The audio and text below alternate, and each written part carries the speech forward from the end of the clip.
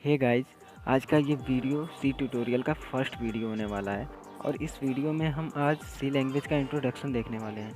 इस जर्नी को शुरू करने से पहले इन सारी चीज़ों को जानना और समझना बहुत इंपॉर्टेंट है and I hope all of you guys are very excited for this journey. So let's roll the intro.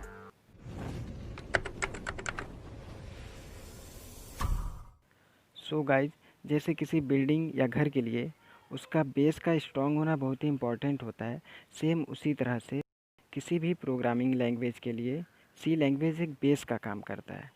इस ट्यूटोरियल में हम लोग सी लैंग्वेज के हर एक कॉन्सेप्ट को रियल लाइफ से कनेक्ट करके अच्छे से समझेंगे। तो चलिए देखते हैं कि आज हम लोग क्या क्या समझने वाले हैं। सबसे पहले हम लोग देखेंगे कि प्रोग्रामिंग लैंग्वेज की ज़रूरत क्यों पड़ती है। उसके बाद हम लोग देखेंगे कंपाइलर और इंटरप्रेटर क्या होता है, और फिर किसी बिगिनर को सी लैंग्वेज सबसे पहले क्यों सीखना चाहिए। सी लैंग्वेज की हिस्ट्री को देखेंगे, फिर ये देखेंगे कि किस तरीके से सी लैंग्वेज को आसानी से सीखा जा सकता है।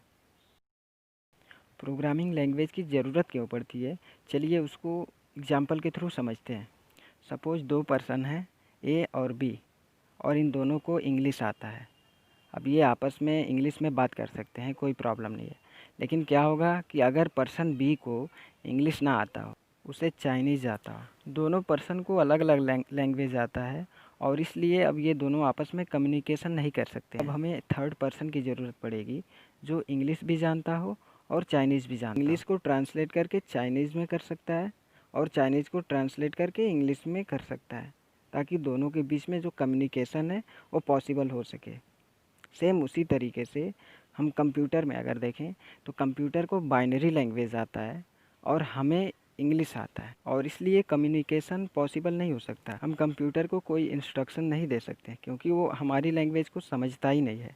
तो अब हमें ट्रांसलेटर की ज़रूरत पड़ेगी जो हमारे लैंग्वेज को ट्रांसलेट करके उसे बाइनरी लैंग्वेज में कर सके ताकि कंप्यूटर उसे समझ सके। तो ये जो ट्रांसलेटर होता है, यही चीज़ है सी लैंग्वेज का कंपाइलर। इसे हम लोग कंपाइलर बोलते हैं। अब हम लोग जो भी सी लैंग्वेज के थ्रू अपना इंस्ट्रक्शन को लिखेंगे, उसे ये कंपाइलर बाइनरी में कन्वर्ट करके कंप्यूटर को दे दे। हमारे और कंप्यूटर के बीच में ये जो ट्रांसलेटर है, ये दो तरह से होते हैं। एक होता है कंपाइलर और दूसरा होता है इंटरप्रेटर। तो अब समझते हैं कि कंपाइलर और इंटरप्रेटर में डिफरेंस क्या होता है। मान लीजिए आप कोई प्रोग्राम लिखे हैं पूरे एक पेज का, कंप्यूटर के लिए इंस्ट्रक्शन लिखे हैं, तो कंपाइलर उस पूरे पेज को एक बार में पढ़ेगा और उसको ट्रांसलेट करेगा बाइनरी में और फिर जाके उसे कंप्यूटर को दे देगा। लेकिन इंटरप्रेटर क्या करता है, ये आपके पेज पे आपने जो भी प्रोग्राम लिखा है उसमें से एक लाइन को लेगा, उसे ट्रांसलेट करेगा और कंप्यूटर को दे देगा। फिर सेकंड लाइन को लेगा, उसे ट्रांसलेट करेगा, फिर कंप्यूटर को दे देगा। यानी कि इंटरप्रेटर लाइन बाय लाइन काम करता है, और जो कंपाइलर होता है ये पूरे आपके प्रोग्राम को पढ़ेगा और उसे ट्रांसलेट कर देगा। And now let's see why C language is for beginners. क्यों जो प्रोग्रामिंग लैंग्वेज के फील्ड में आता है उसे सी लैंग्वेज से ही शुरू करना चाहिए, क्योंकि सी लैंग्वेज सारी लैंग्वेज का बेस होता है। हम सी लैंग्वेज में सिर्फ लैंग्वेज को ही नहीं, बल्कि अपने अंदर के थॉट्स को किस तरीके से सी लैंग्वेज में कन्वर्ट करते हैं उस चीज़ को भी देखते हैं। अगर आप C plus plus, C sharp या जावा सीखना चाहते हैं और आपको सी लैंग्वेज नहीं पता है, then it's mean that you put the cart before the horse, कि आप गाड़ी को घोड़े से पहले ही रख रहे हैं। सी लैंग्वेज में हम वेरिएबल, डेटा टाइप्स, फंक्शन, बहुत कुछ सीखते हैं जो किसी भी लैंग्वेज के लिए एक बेसिक बिल्डिंग ब्लॉक्स का काम करता है। सी लैंग्वेज एक हाई लेवल लैंग्वेज है जिसके थ्रू हम कंप्यूटर को आसानी से इंस्ट्रक्शन दे सकते हैं। लेकिन इससे पहले भी बहुत सारी लैंग्वेज थी जिससे हम कंप्यूटर और उसके हार्डवेयर को इंस्ट्रक्शन देते थे। तो अब हम लैंग्वेज की इवोल्यूशन को समझते हैं। कंप्यूटर के अंदर जो भी हार्डवेयर होते हैं वो बाइनरी लैंग्वेज को समझते हैं, 1010 की लैंग्वेज को समझते हैं, और उसी को मशीन लैंग्वेज भी बोला जाता है। अब मशीन लैंग्वेज हम लोग के लिए बहुत ही ज़्यादा कॉम्प्लिकेटेड थी, तो अब मशीन लैंग्वेज को थोड़ा सा आसान बनाने के लिए उसको मॉडिफाई करके असेंबली लैंग्वेज बना, जो उससे थोड़ा आसान था, और इसमें कुछ इंग्लिश के वर्ड भी आ गए थे जो प्रोग्रामर को याद करने में ज़्यादा प्रॉब्लम नहीं होती थी। अभी भी असेंबली लैंग्वेज में बहुत सारी चीज़ें बाइनरी में ही लिखा जाता था, तो अब इस चीज़ को भी आसान बनाने के लिए हाई लेवल लैंग्वेज को बनाया गया।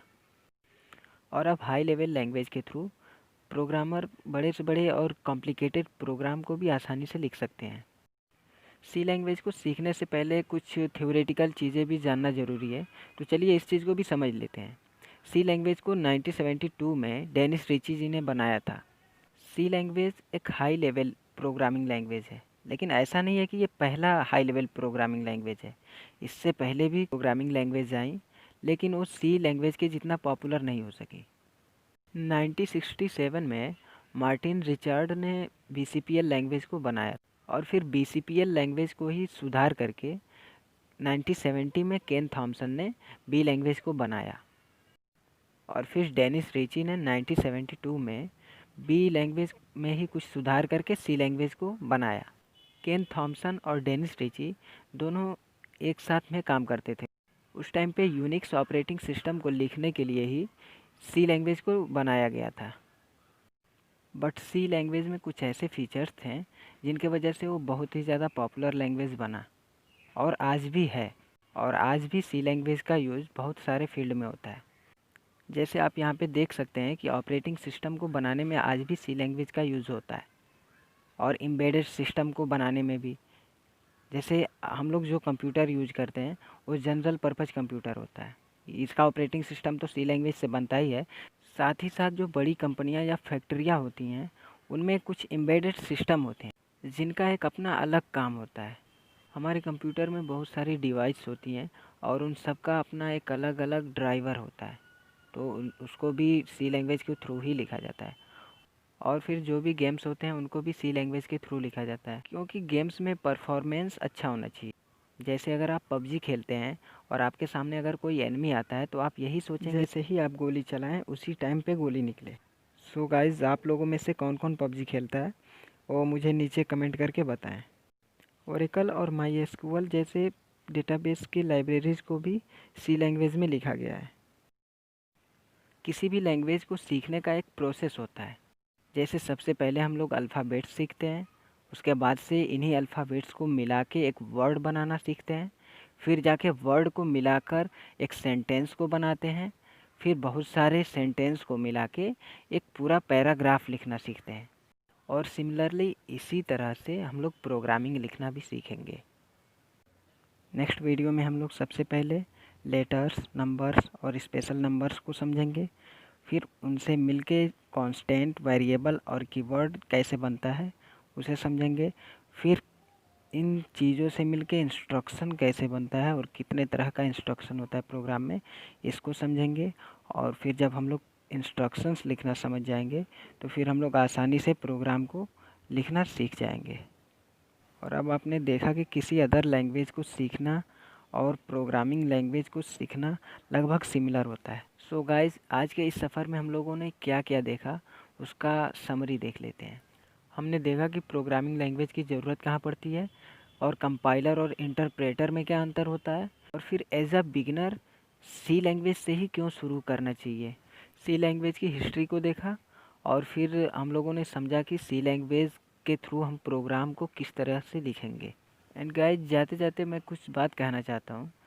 मैं बहुत प्रोफेशनल टीचर नहीं हूँ कोई, मैं आप लोग के जैसे ही एक स्टूडेंट हूँ। अगर मुझसे कोई गलती हो जाए तो आप लोग नीचे कमेंट करके मेरी गलती को पॉइंट आउट करें ताकि हम उस चीज़ को सुधार सकें। If you really enjoy this journey then like and share with all your friends and subscribe to start your coding journey, and I will see you in the next one.